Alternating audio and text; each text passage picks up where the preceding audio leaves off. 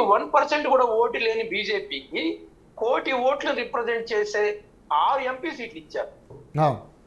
ఏ కారణంతో ఇచ్చారు? ఒక్క పర్సెంట్ లేదంటే 2 లక్షల ఓట్లు ఉన్న బీజేపీ పార్టీకి మేము ఎప్పుడు కలవాలి వాళ్ళతో అసలు?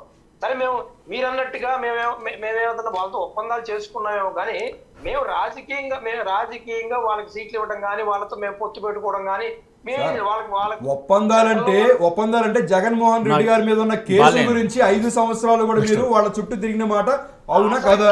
మీరు 5 సంవత్సరాలు నేను ఒకే ఒక క్వశ్చన్ అడుగుతాను సార్, గత 5 సంవత్సరాలు ఎప్పుడు కూడా జగన్మోహన్ రెడ్డి గారు జంతర్ మంతర్ దగ్గర ధర్నా చేయలేదు.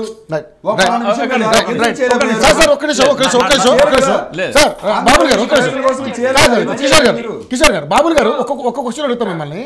నిజంగానే మరి ఈరోజు నిజంగానే ఈవీఎం విషయంలో ట్రాంపరింగ్ జరుగుంటే మరి బాలినేని గారు దాదాపుగా ఆయన సుప్రీంకోర్టుకి వెళ్తానండి ఇదే అంశం మీద. మరి ఈ రోజు మీ పార్టీని ఎందుకు వీడాల్సిన పరిస్థితికి వచ్చింది? ఏంటి దీని వెనక కారణం ఏంటి? బలమైన కారణం నా పాయింట్ అది. మీ పాయింట్ నేను ఆల్రెడీ అడిగినాడు. నేను అడుగుతాను సార్ సార్ బాలినేని శ్రీనివాసరెడ్డి గారి చుట్టుపక్కల ఉన్న వాళ్ళు నాతో చాలా మంది చాలా క్లోజ్ గా ఉండేవాళ్ళు ఉన్నారు. వాళ్ళే తలబట్టుకునేవాళ్ళు. గత 5 ఏళ్లలో ఎన్నోసార్లు తలబట్టున్నారు. ఆయన ఏ రోజు ఏ నిర్ణయం తీసుకుంటాడో ఎవరికి తెలియదు. ఎవరు? బాలినేని శ్రీనివాసరెడ్డి అనే వ్యక్తి ఏ రోజు జగన్మోహన్ రెడ్డి గారు తీసుకుంటారు. Balineni Srinivasa Reddy okay sir okay right garu ఎప్పుడు ఏం తీసుకుంటారు? సారీ ఇప్పుడు మీకు చెప్పేది ఏంటంటే మీరు బాలినేని గురించి అడిగారు. బాలినేని శ్రీనివాసరెడ్డి గారి దగ్గర ఉన్న వాళ్ళు చాలా మంది నాకు బాగా క్లోజ్ పరిచయం ఉన్నారు. వాళ్ళందరూ తలబట్టుకుంటారు. ఏ రోజు ఏం నిర్ణయం తీసుకుంటాడో కూడా తెలియదు. ఆయన ఈవెన్ ఎలక్షన్ ముందే పోతాడని కూడా ఎక్స్పెక్ట్ చేశాం మేమైతే. మేము అనేది ఇక్కడ నేననేది ఈవీఎం ట్యాంపరింగ్ జరిగిందని నేను అనట్లేదు. ఈ విధానం ఈ విత్తనవాదాలు తీసుకొచ్చి 2019 నుంచి వాళ్లే. ఇక్కడ జగన్మోహన్ రెడ్డి గారు బీజేపీతో కలిసి లేడు. కానీ ఈ రోజు 1% కూడా ఓట్లు రాని బీజేపీకి 1 కోటి ఓట్లకు సంబంధించిన సీట్లు ఇచ్చి మీరు పొత్తు పెట్టుకుంది మీరు. సో అప్పుడు అక్కడ అనుమానించాల్సి వస్తుంది తప్ప మీరు బీజేపీకి 1 సీటో 2 సీట్లు ఇక్కడ ఎలియన్స్ ఉంది. ఆయన కన్క్లూడ్ చేసుకుంటారు. మీ ఇద్దరు దగ్గరకు వస్తా సార్. ఇక్కడ సార్ ఇక్కడ మరి నిజంగానే లడ్డు మీద చెప్తారు కానీ సార్ లడ్డు మీద చెప్తారు కానీ ఇంకొకటి ఇప్పుడు బాలినేని వెళ్ళిపోయాడు సరే అని ఆయన ఎప్పుడు ఏ విధంగా మాట్లాడతాడు ఎప్పుడు ఏ విధంగా వ్యవహరిస్తాడో ఆయనకే తెలీదు. వాళ్ళ పక్కన ఉన్న వాళ్ళే చెప్పారు అంటున్నారు. సరే ఓకే ఆయన హైకోర్టు దాకా సుప్రీంకోర్టు దాకా వెళ్తానన్నటువంటి పెద్ద నిర్ణయం తీసుకున్నటువంటి వ్యక్తి ఇలాంటి నిర్ణయం తీసుకుంటాడైతే నేను అనుకోను. సరే అదే మీ వెర్షను. కానీ ఇప్పుడున్నటువంటి ఆర్ కృష్ణయ్య గారు కావచ్చు, అదేవిధంగా మన మోపిదేవి వెంకటరమణ గారు కావచ్చు, అదేవిధంగా మన బీదా మస్తాన్ రావు గారు కావచ్చు.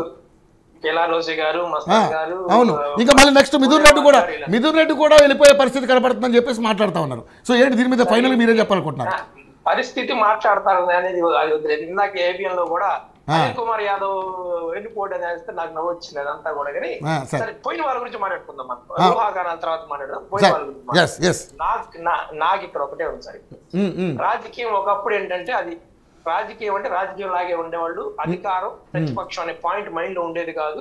మనం పార్టీలో ఉన్నాం, మన కార్యకర్తలతో ఉన్నాం. ఇది గత 20 సంవత్సరాల నుంచి ఫ్రాంక్ గా నేను చెప్తున్నా. కొత్త పార్టీలు పుట్టినప్పటి ఏమైందంటే పాత పార్టీల మీద ఉన్న అభిమానాలు పోయిన తర్వాత బీఆర్ఎస్ పార్టీ కానీ లేదా వైఎస్ఆర్ కాంగ్రెస్ పార్టీ కానీ పుట్టిన తర్వాత సర్వసాధారణంగా ఈ పార్టీలు పుట్టినప్పుడు ఆ పార్టీ నుంచి ఈ పార్టీ నుంచి కొంతమంది నాయకులు వచ్చి జాయిన్ అవుతుంటారు. కాబట్టి ఆ జాయిన్ అయిన నాయకులకి ఒక పార్టీ మారిన తర్వాత ఇంకో పార్టీ మారడం అనేది పెద్ద అంశంగా అనిపించదు. అదో ఇది పెద్ద అంశం. ఇది మనం దీని గురించి. కానీ ఒకప్పుడు ఏంటంటే 2 పార్టీలు ఉన్నప్పుడు ఈ పార్టీ నుంచి ఆ పార్టీ నుంచి ఈ పార్టీ జాయిన్ అవ్వడం అనేది అది పెద్ద అంశం. ఇప్పుడు ఆ అంశం అనేది అది చాలా చిన్న ఇష్యూ అయిపోయింది. ఎందుకనంటే మీరు దానం నాగేంద్ర గారిని చూడండి, నాకు నవ్వు వస్తుంది ఆయన తలుచుకుంటే. 2004లో టీడీపీలో గెలిచి కాంగ్రెస్ పార్టీలోకి వచ్చాడు. 2009లో కాంగ్రెస్ పార్టీ 2014లో కాంగ్రెస్ పార్టీలో గెలిచి బీఆర్ఎస్ లోకి వచ్చాడు. ప్రభుత్వం వచ్చింది. మళ్ళీ 2023లో బీఆర్ఎస్ లో గెలిచి కాంగ్రెస్ అధికారంలోకి కాంగ్రెస్ లోకి వచ్చాడు. ఆయన ఏ కాడికి పార్టీ అధికారంలో లేదా జంప్ అధికార పార్టీలోకి ఇక టీడీపీ నుంచి కాంగ్రెస్ నుంచి బీఆర్ఎస్ నుంచి మళ్ళీ కాంగ్రెస్. ఇది పెద్ద అంశం కాదనిపించింది నాకు. అధికారం కోల్పోయామా? టీడీపీ పార్టీ 2019లో అధికారం కోల్పోయిందా? అత్యంత సన్నిహితులు సుజనా చౌదరి, సీఎం రమేష్, దినకర్, ఆయన జమ్మలమడి గారు, ఆయన ఆదినారాయణ రెడ్డి గారు, ఇలాంటి వాళ్ళందరూ బీజేపీలోకి వెళ్ళిపోయారు. ఓకే. ఎంత క్లోజ్. సుజనా చౌదరి గారు అయితే 2 నెలల ముందు బీజేపీ పార్టీ గురించి 2019 2 నెలల ముందు ఓకే 2 నెలల ముందు గురించి 2 నెలల ముందు విమర్శ ఇచ్చాడు బీజేపీ పార్టీని. అవును. ఎలక్షన్ అయిపోయింది, జంప్ నెల రోజులు కూడా లేడు. ఓకే. సో ఈ జంపింగ్లు వీటన్నిటిని ఇవన్నీ కూడా సర్వసాధారణం అంటారా? అధికారం కోల్పోయామా అది పోతారు, అధికారం వచ్చిందా వచ్చేస్తారు. ఇక నా బోటోళ్ళను కిషోర్ గారు లాంటి వాళ్ళు సత్యనారాయణ గారు లాంటి వాళ్ళు మేమందరం ఇక్కడే కొట్టుకుంటుంటాం కానీ ఓకే రైట్ పెద్ద పెద్దలకి ఏం ఉండవు. ఓకే. మళ్ళీ రేపు జగన్మోహన్ రెడ్డి గారు అధికారంలోకి వచ్చారనుకోండి మళ్ళీ జంప్, అందరూ అట్టించి జంప్. Okay right. కానీ చిత్తశుద్ధి అనేది ఒకటి ఉంటుంది కదా, అది మెయింటైన్ చేయాలి కదా. ఈ చిత్తశుద్ధి అనేది చెప్పాను కదండి, మా ఓటు చిన్న చిన్న కార్యకర్తలకే గానీ ఆ పెద్ద పెద్దలకి ఏంటంటే సమస్యలు కూడా వస్తాయి ముందు. ఎందుకంటే వాళ్ళకి వ్యాపారాలు ఉంటాయి, లేదా గతంలో చేసిన తప్పులు ఉండొచ్చు, ఏదైనా ఉండొచ్చు మనకు తెలియదు. సో వీటన్నిటి వాళ్ళకి సమస్యలు కూడా వస్తాయి కాబట్టి ఇక వాళ్ళు మీ బాల్ని చెప్తారు. ఇంకా నెక్స్ట్ ఇంకా అయిపోతుంది సార్, అయిపోతుంది. మీరు చెప్పారు ఏం కాదు. ఫైనల్ గా చెప్పండి సార్, ఫైనల్ గా చెప్పండి. ఫైనల్ గా నేను చెప్తాను సార్, లడ్డూ వ్యవహారం ఒకటే. జగన్మోహన్ రెడ్డి గారు మొన్న ఈ వ్యవహారంలో చాలా మంది ఒక పాయింట్ ని అట్లా మూసిపెట్టించారు. ఓకే. ఈ నెయ్యి అనేది చెక్కింగ్ అనేది ఎప్పుడు వచ్చినా ప్రతి ట్యాంకర్ కూడా చెక్ చేసిన తర్వాత ఆ ట్యాంకర్ బాగుంది అంటేనే అలౌ చేసి లడ్డులో కలుపుతారు. దగ్గర 3 దశల్లో చెక్ చేస్తారంటగా.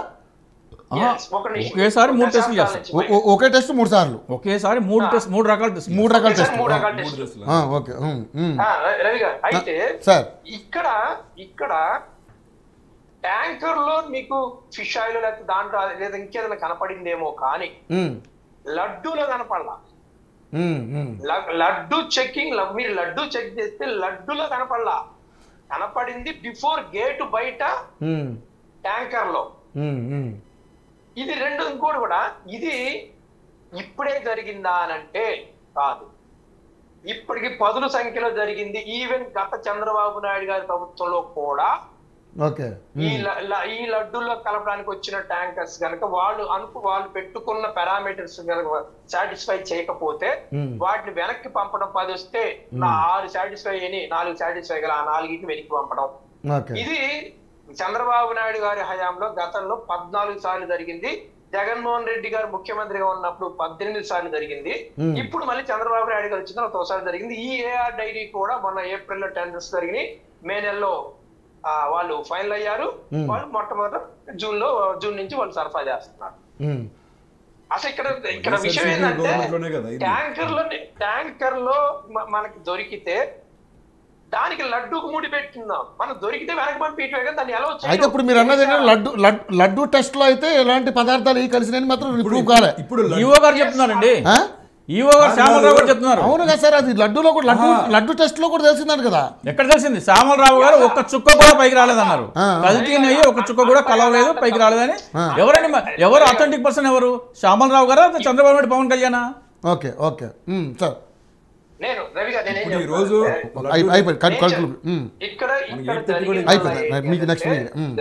జరిగిందల్లా ఏంటంటే మీరు ఎన్ని సమాధానం చెప్పాలి. ఈ ఒక్కసారే జరిగింది కాదు. అవును సార్, గతంలో జరిగిందండి. సరే ఓకే రైట్. దశాబ్దాల నుంచి ట్యాంకర్ ప్రతి ఒక్క ట్యాంకర్ నెయ్యే కాదండి అక్కడ